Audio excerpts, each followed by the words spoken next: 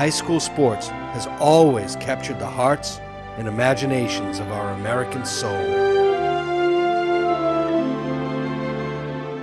Being back at Marciano Stadium on Thanksgiving Day, some of the best memories of my life from when I was a ball boy and water boy to playing are Thanksgiving morning on a day just like this. It's really special, especially seeing my brother and my father together on the sideline. There's nothing better than that. Point the kick for the Trojans.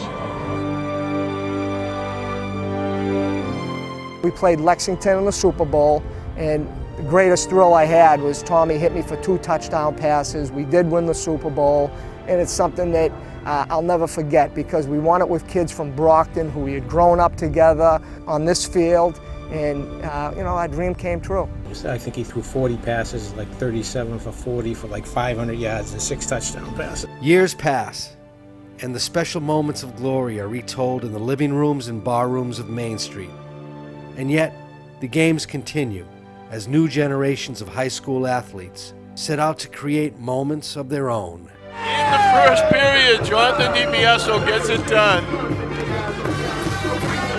And it's a perfect pass and a perfect catch. Robert Cap Rader, Needham High School, class of 1972. This day and age, when people look at high school hockey, it's always the Catholics. You don't realize, back then in the 50s, 60s, 70s, it was a sport dominated by the suburban schools. And in particular, in the late 60s, you had Needham High, the juggernauts with the Robbie Ftoreks, Steve Dadavians, and Cap Raiders. And they were the team. They would go to the Garden and you'd get 15,000 people regularly to see them play the state tournament. It sounds a little cliche-ish, but literally the whole town would go out to see these teams play. If kids have dreams, my dream was always to play for Needham High. There was a tradition, there was a real pride in Needham hockey. It was great to be a part of it. It was one of the best times of my life.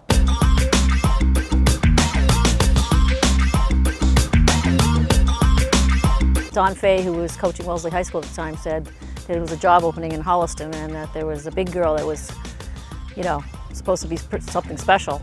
Kara was probably the first, in my opinion, the first dominant inside female player in Massachusetts. It was always Westwood. It was such a rivalry. My sister played here, and I used to come to the games as a little kid and be a gym rat, and I was brought up to not like Westwood, kind of like Tennessee, There must be something in the Massachusetts water.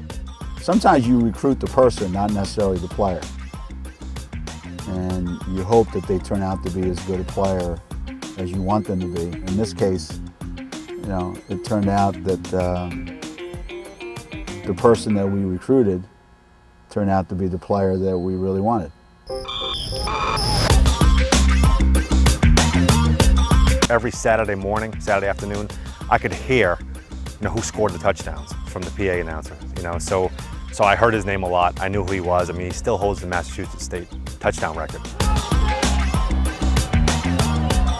For if there's one thing we've learned in the process, there is no record that can't be broken, no school that can't achieve greatness.